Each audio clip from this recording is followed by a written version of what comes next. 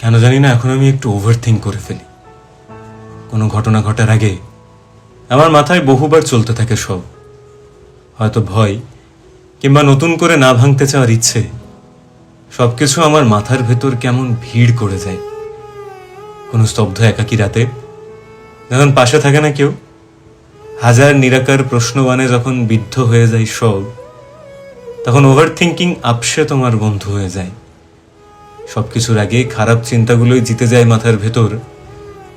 Over thinking তোমায় দূরে করে দেয় সবার থেকে, কারণ ওরা জানে কাছে গেলেই আমায় আবার কেউ নতুন করে ভেঙে চলে যাবে। তাই ওভার থিঙ্কিং আমার মন ভাঙতে দেয় না।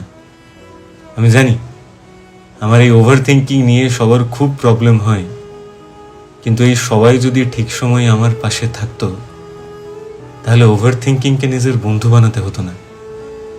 কিন্তু কি করব, এখন কিছু করার নেই। এখন আমি হয়ে গেছি এরকম। ওভার থিঙ্কিংটা আমি করতে চাই না, হয়ে যায়, তাই না?